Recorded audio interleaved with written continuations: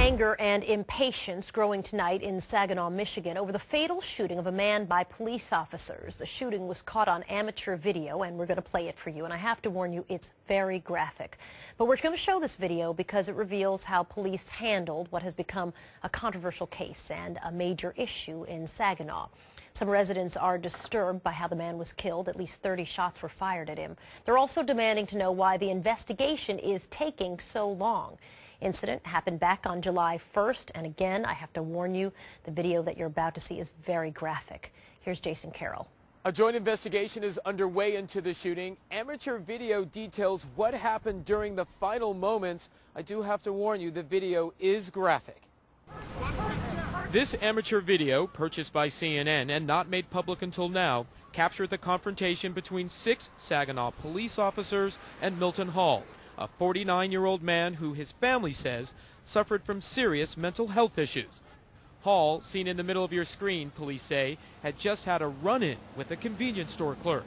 He was in a standoff with police and holding some sort of knife. A female officer is heard shouting.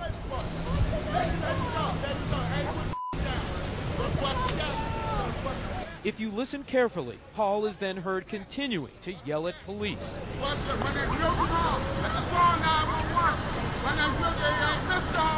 Hall seems agitated, but not intimidated by a police dog. Heard on the tape, a witness describes what he sees. Yeah, the karate stand's about to go ham on him. Then, as Hall appears to take a few steps, everything comes to a head.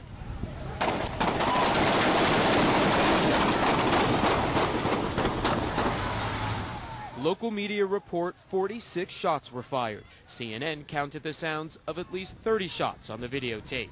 Anthony Baber witnessed the shooting. All of a sudden, pow, pow, pow, pow, pow, pow, pow, pow, pow, and he drops. You know, pow, pow, pow, pow, pow, pow, pow, pow, pow, and he drops. I was about where that blue van is. I was parked in my van. Tabitha Perry saw it too. I heard one of the officers say something to the fact where put the knife down or I'll let the dog go. And do you believe the officers were justified in what they did? No, I don't.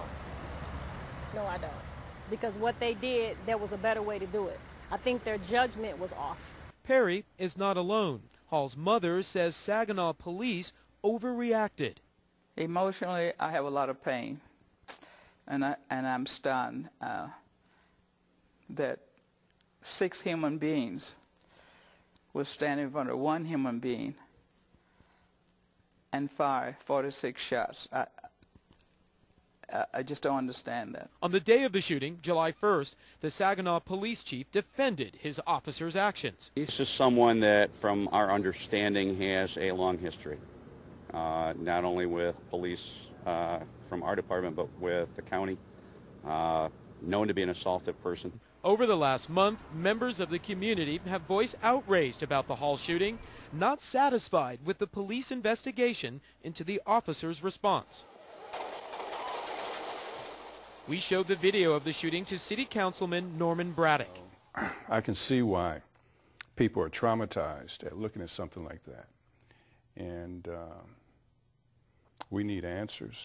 Braddock has been critical of what he calls the slow pace of the shooting investigation. Could it be that investigators are just trying to make sure they're doing a thorough job, and that's why the investigation is... I'm sure that has something to do with it, but at the same time, it should be a top priority. Where you are in terms of the investigation? The Michigan State Police lead investigator would not discuss the case, instead referring us to the Saginaw County prosecutor, who told us, "I can't tell you when the case is going to be completed. The matter is being thoroughly investigated by an independent police agency, the Michigan State Police, along with the Michigan Attorney General's office." Hall's mother already feels she knows the answer to the question of whether police used too much force. It appeared to be a firing squad dressed in police uniforms, and there was another way. They did not have to kill him.